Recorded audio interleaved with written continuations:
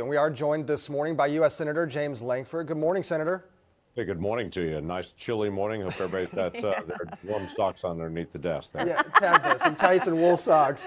Glad you're with us. We do want to start with that question of birthright citizenship. It seems that the Trump administration's argument kind of hinges around a phrase in the 14th Amendment, those born or naturalized and subject to the jurisdiction thereof. Is that the argument that you see that maybe doesn't apply to illegal immigrants? And do you expect that to go before the high court?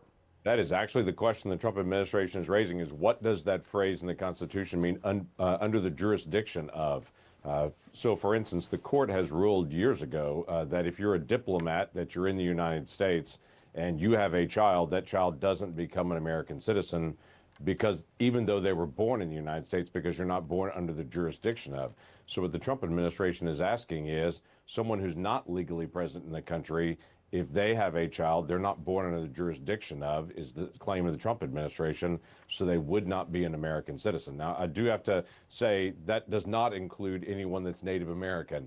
Any of our tribal members, that is social media rumor that there's somehow some push to be able to remove those children from being citizens.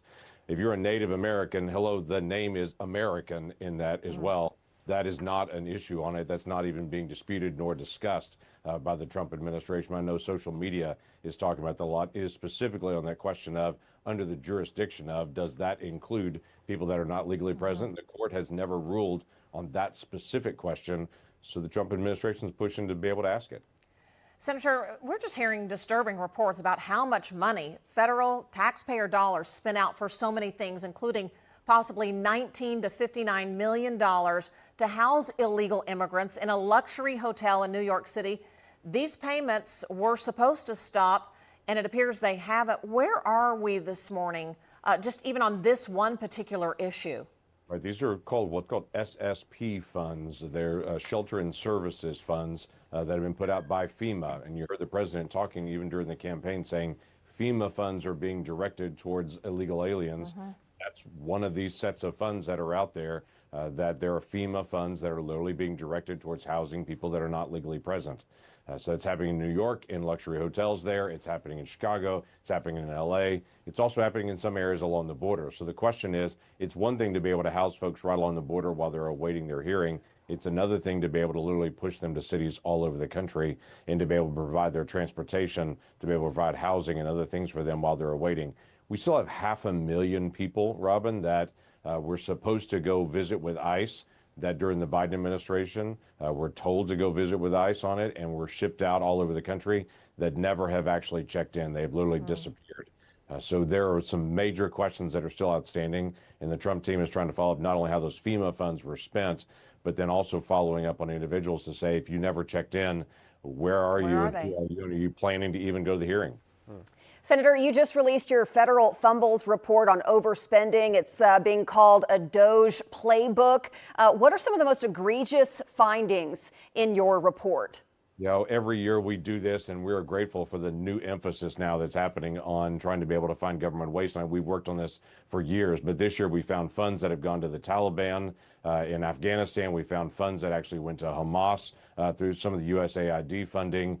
We found funding that went to a Chinese solar company that was supposed to be made in America solar panels that were actually going to a Chinese company for their manufacturing of solar panels. There's about $10 billion in SNAP funds that were what were called improper payments. They were literally, it's not a matter of the SNAP, the people that actually qualify for SNAP. These are individuals that don't qualify for SNAP. They got about $10 billion in SNAP benefits. So we're trying to identify areas to say, hey, these are not partisan issues. These should be issues every American and certainly every Oklahoman would say, we don't want our money going into those places. And to say, let's spend it wisely. It's transportation, education, national defense. Let's do the things we're supposed to do, but cut off the things we're not. Well, I want to stay with USAID for a second, specifically some legal questions. Of course, Congress has the power of the purse and decides where the money goes, but I don't remember a bill paying for a transgender opera in Colombia or Sesame Street in Iraq. So who has the discretionary power to make those decisions? Yeah, this has been the challenge with USAID. They have really run like an autonomous entity. They don't want to be under State Department. Even under the Biden administration, they refuse to be able to function under their State Department. They want to run on their own. They have $40 billion, and they have done those illustrations you just gave, but they also did things like did a transgender comic book in Peru. They all kinds of things they put money out towards, just whatever their preference was to be able to put out.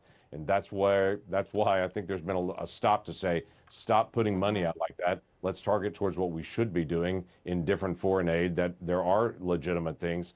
But the push now is to put all of that organization underneath State Department, so USAID is not running on its own and just funding anything it wants. There are critical national security things to do in foreign aid, but let's make sure they have the accountability they need.